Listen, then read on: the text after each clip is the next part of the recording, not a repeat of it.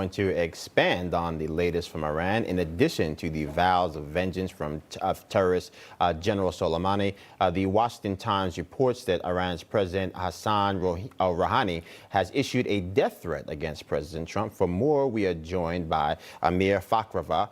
He is the Senate chairman of the National Iranian Congress. Thanks so much for taking the time to join us. So talk to us a little bit about the motivations behind Iran and the timing of this threat against President Trump. Thank you, Joe, for having me. About Iran's motivation, it's look at last 42 years. That's part of their existence, the Iranian mullahs. Dead to America was their slogan. And then when the revolution happened in 1979, first they went to attack the U.S. embassy because all have been orchestrated by Russian KGB. But this is the nature of Iranian mullahs.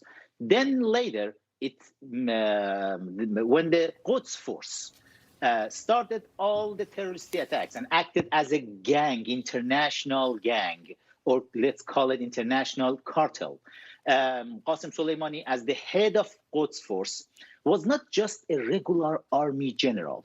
He was the head of cartel to do human trafficking, woman trafficking, even little girl trafficking, which you can find it in United Nations report during last 4 years. Ivanka Trump have done a great job to follow that case, to show to the world that how Iranian Revolutionary Guard is involved in drug trafficking, gun trafficking, terrorism, and Qasem Soleimani was the CEO of international terror organization called Quds Force.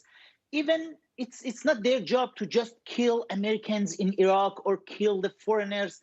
Last year, this time in Iran, Qasem Soleimani hired several terrorists. Just listen to it and think about it. He built up the group called Fatimiyun. Some refugees from Afghanistan have been in Iran. Qasem Soleimani recruited them, 25,000 Afghanis. Right. It's called Fatimiyun. And then from Pakistan, they recruited some refugees called Zainabiyun.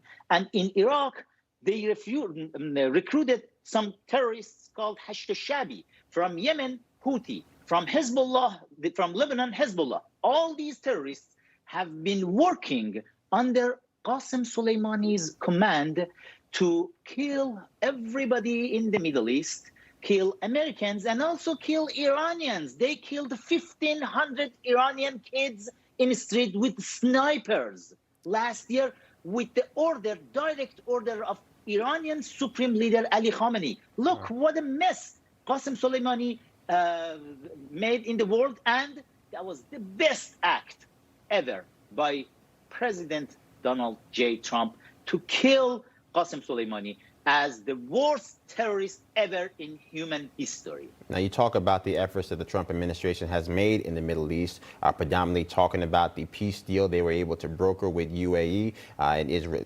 normalizing relationships with Israel. Talk to us a little bit about that, but also now contrasting that with, again, the continual threat in Iran. Iraq was hit by the U.S. Embassy in Iraq hit by rockets last week.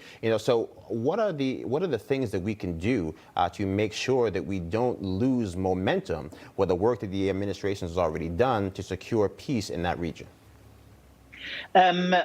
Honestly, it's unbelievable. The work of President Trump's administration in Middle East, specifically the peace deal. Nobody could believe such a thing will happen. Even I have seen some interviews by Biden when he was saying, oh, it's impossible to see one day Israel and the Arab nations, they will be friends, they come together. Oh, it's happening. And it's all happened because of President Trump. He did a great job.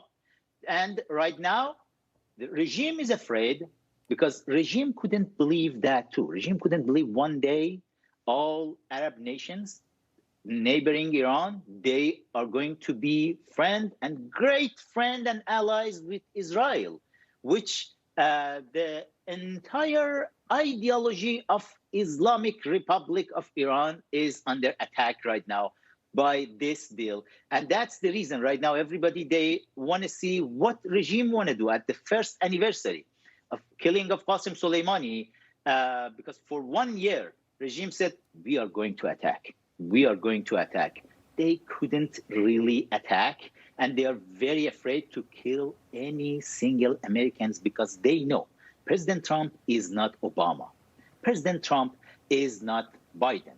When President Trump said, don't do it, Khamenei, they know they should be afraid. And right now it's panic over there. And hopefully, let me tell you something. I'm doing my very popular live Instagram show every day with Iranians, talking with them. Last night, I have been asking Iranians, what's your hope for the new year? You won't believe it. They had two hopes. Everybody. They said, we wish President Trump will start his second term in January 21st.